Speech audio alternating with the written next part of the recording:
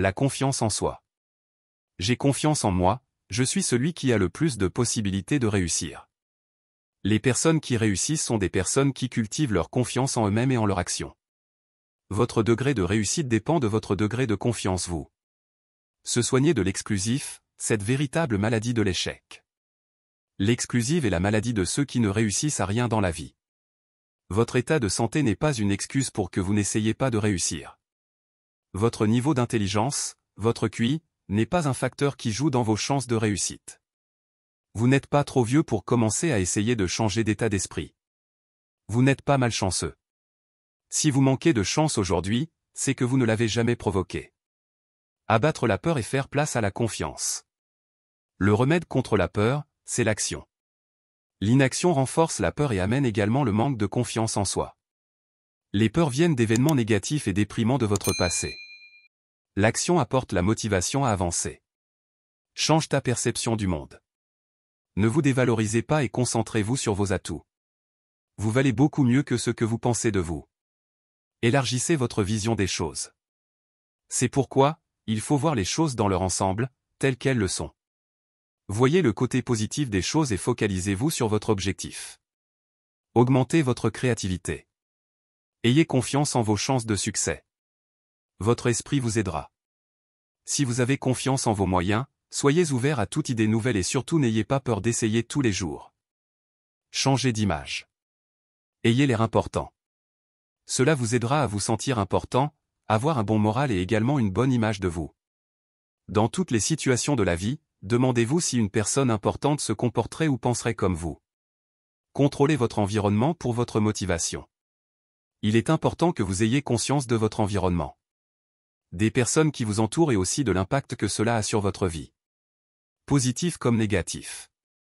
Ne laissez surtout pas les relations négatives vous faire penser à l'échec ou saboter votre motivation. Ne vous laissez pas paralyser par les esprits mesquins et jaloux qui ne souhaitent qu'une chose, vous voir tomber. C'est pourquoi, écartez ces personnes de votre vie. Entourez-vous de personnes qui ont réussi et demandez leurs conseils. Vivez en première classe avec des gens de première classe. C'est le seul choix possible. Avoir une attitude positive. Soyez enthousiaste. Les résultats que vous obtiendrez dans votre business seront proportionnels à votre degré d'enthousiasme. Pour cultiver cela, soyez curieux. Mettez du soleil dans tout ce que vous faites. Souriez le plus possible. Rendez service et apportez aussi beaucoup aux gens, plus que ce que la personne attend de recevoir de vous. Ajoutez un bonus à vos actions. Soignez vos relations. Prenez l'initiative dans vos relations. Prenez les devants et proposez quelque chose en premier. Acceptez également les limites des autres et leurs différences. Ainsi, n'attendez rien de personne et donnez un maximum sans rien attendre en retour.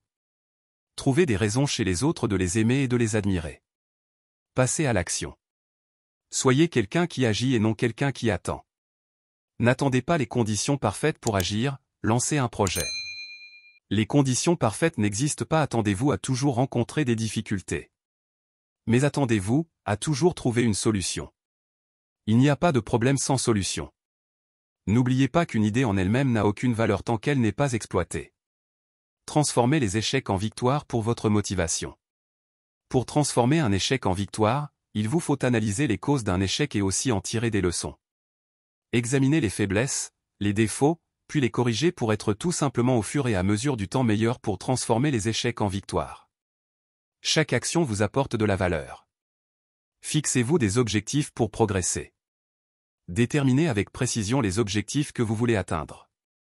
Posez-vous cette question, quelle personne je veux être dans 10 ans? Planifiez par écrit. Fixez-vous également des sous-objectifs à atteindre, qui va vous permettre d'atteindre ton objectif final. Comme cela, vous pourrez voir votre progression et fêter chaque victoire aussi petite soit-elle. Devenez un leader.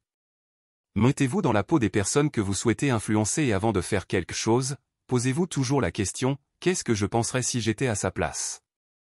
Ayez une vision d'analyse dans vos relations avec les autres. Faites preuve d'empathie et aussi posez-vous cette question, quelle est la manière humaine de s'y prendre dans cette situation? Améliorez chaque jour votre manière de faire, de penser. Fixez-vous également des critères élevés, challengez-vous pour vous motiver.